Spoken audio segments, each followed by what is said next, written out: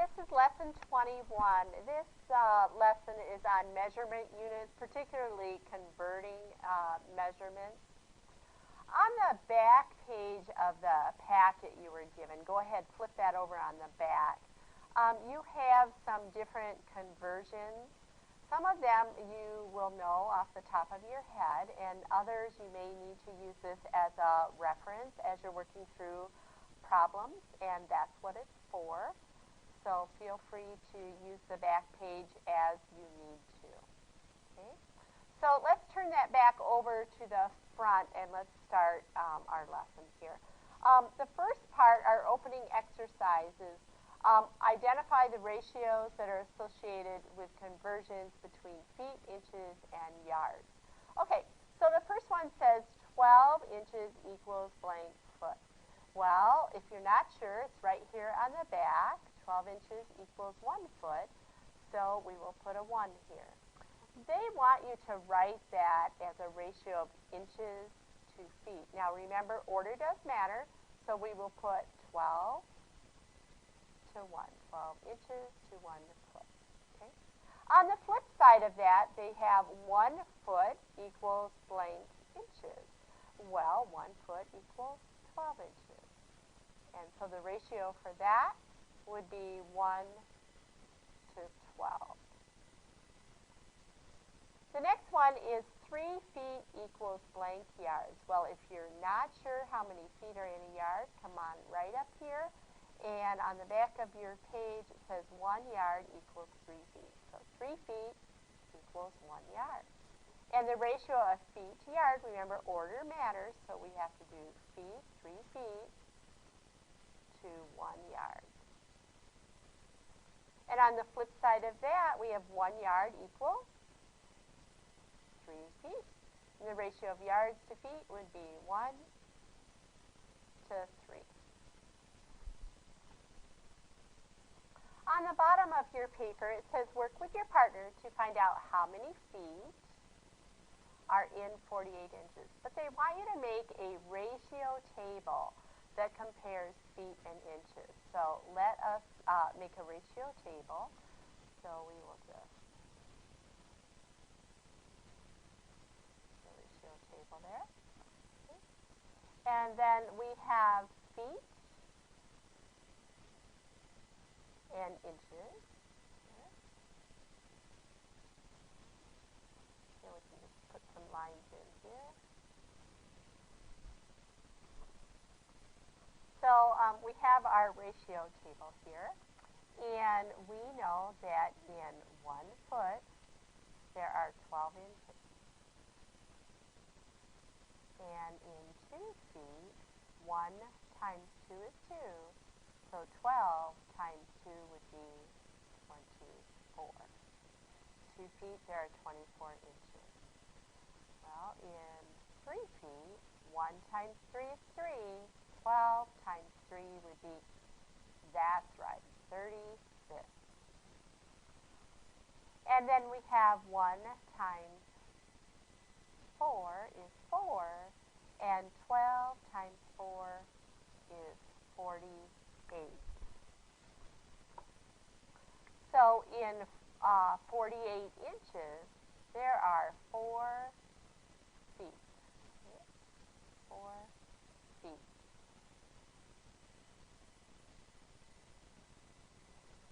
The other part of the problem, they also want you to use a conversion rate.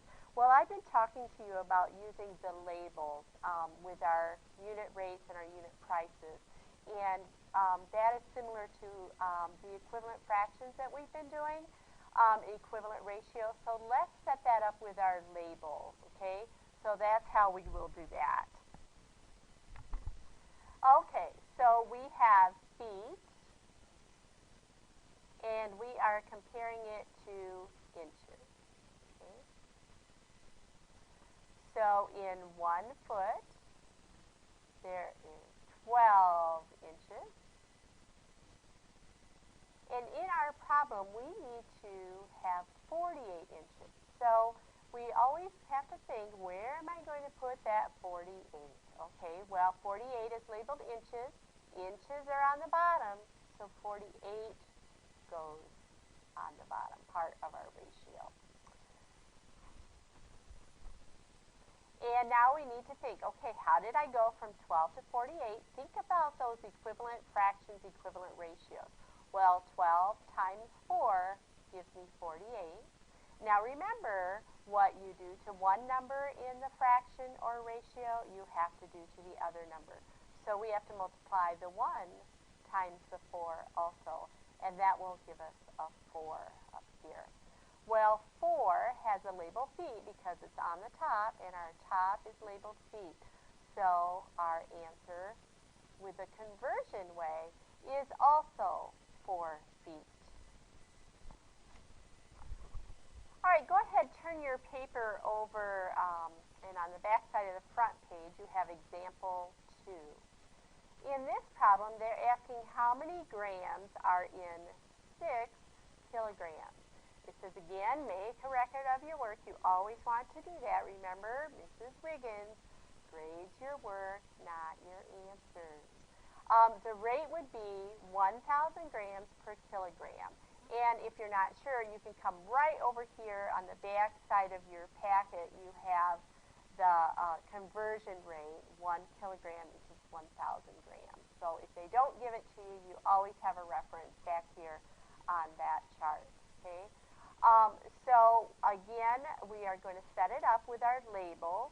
So we have gram and we have kilogram. And we know that there are 1,000 grams in 1 kilogram.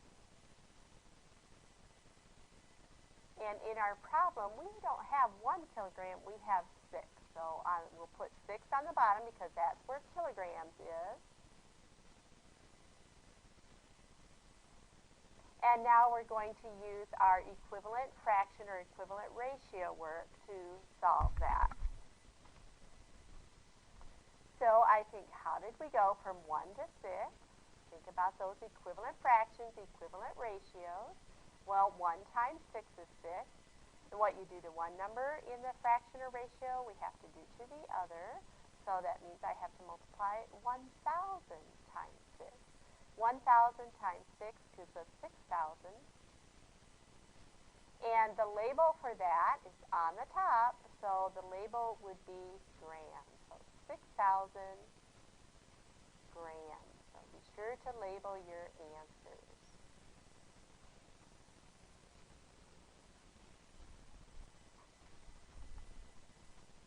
You have exercise 1. In this problem, they're asking how many cups are in 5 quarts. And we're looking at cups, and we're looking at quarts.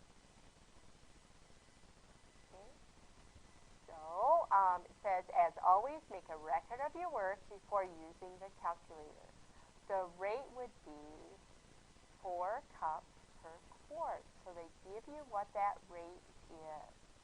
Okay, our unit rate would be 4. So again, we're going to set it up with our label. Okay, so we have quart,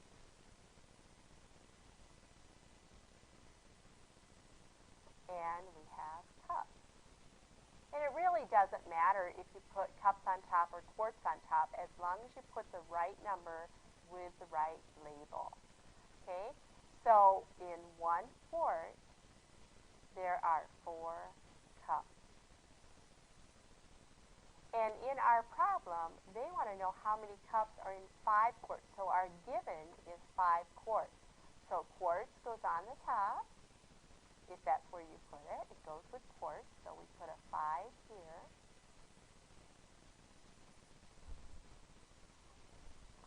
And now we're going to use our equivalent ratio, equivalent fraction work. We have 1 times 5 gives us 5. And if I multiply the top by 5, I have to multiply the second number also by 5. And 4 times 5 gives us 20. Well, what does 20 go to? 20 is on the bottom, and our label on the bottom is cups. So our answer is 20 cups. There are 20 cups in 5 quarts.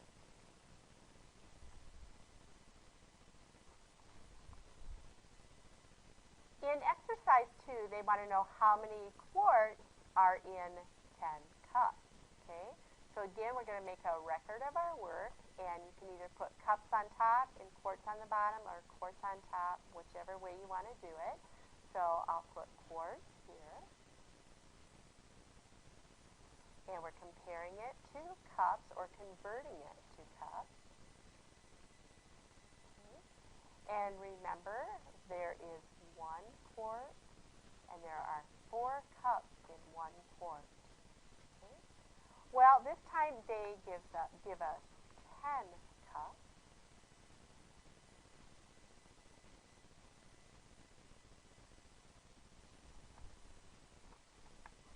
Okay, and so we think 4 times what is 10?